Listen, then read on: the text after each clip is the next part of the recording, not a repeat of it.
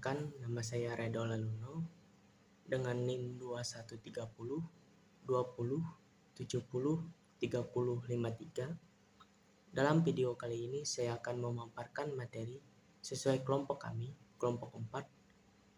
Terdapat dua pembahasan materi.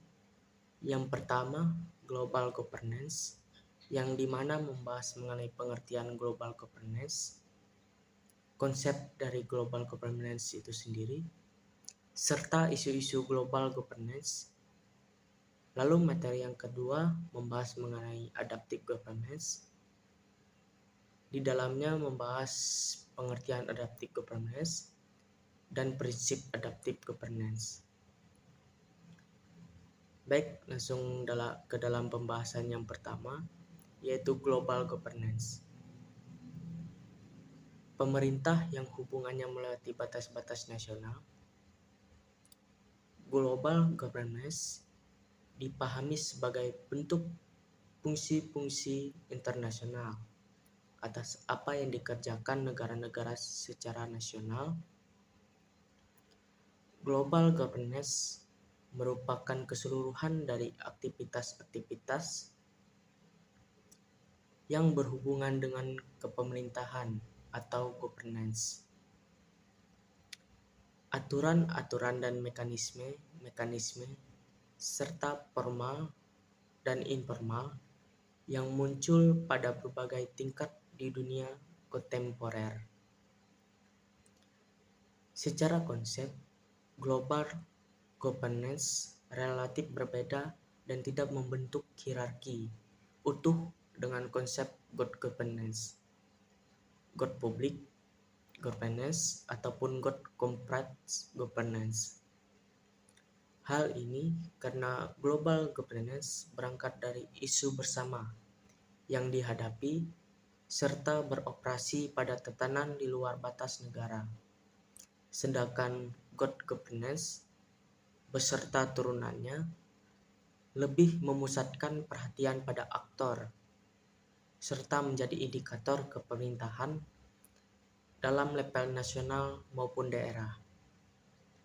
Global governance merupakan bagian dari fenomena globalisasi yang terjadi baik di bidang ekonomi, politik, termasuk tatanan hubungan internasional, termasuk di dalam model-model interaksi masyarakat internasional dalam menangani sebuah urusan atau kepentingan tertentu.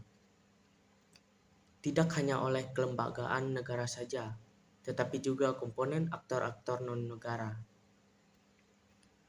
Dalam konteks hubungan internasional, polarisasi kekuatan politik global telah menghilang, terutama pasca Perang Dingin. Lalu, apa itu isu-isu global governance?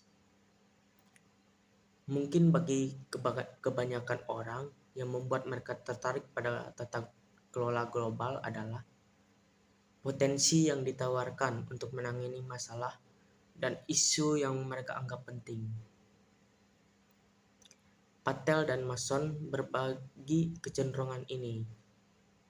Yang pertama, salah satu masalah paling akut dalam tata kelola global dalam beberapa tahun berakhir adalah krisis keuangan global yang mulai pada musim panas 2007.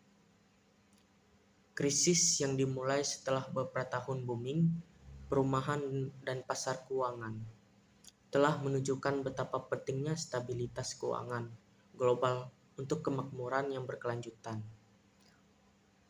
Lalu yang kedua, isu sentral dalam pemerintahan global adalah ketidaksetaraan dalam kekayaan dan pertumbuhan yang memisahkan negara-negara kaya di utara atau dunia maju dari negara-negara berkembang di selatan yang relatif lebih miskin.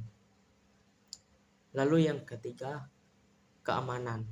Nah, tentu saja merupakan perhatian abadi dalam politik internasional dan merupakan inti dari sebagian besar skema tata kelola global.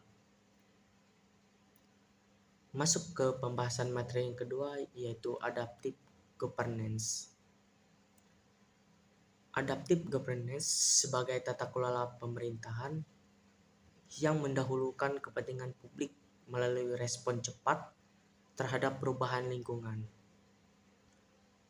Adaptive governance mendorong output kebijakan berdasarkan integrasi birokrasi dan kebijakan lintas sektor, serta pengambilan keputusan berbasis ilmu pengetahuan.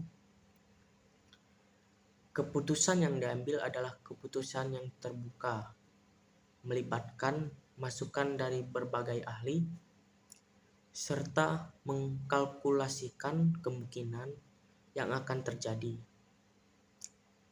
Tata kelola adaptif memberikan lensa yang menarik untuk memeriksa keekonomi politik dari respon kebijakan mirip dengan konsep kegagalan pasar dalam ekonomi, tetapi diterapkan pada proses pembelajaran sosial dan pilihan kolektif yang lebih luas, termasuk pilihan kolektif tantangan ruang lingkup dan struktur lembaga yang mengatur pilihan tingkat bawah oleh individu dan organisasi.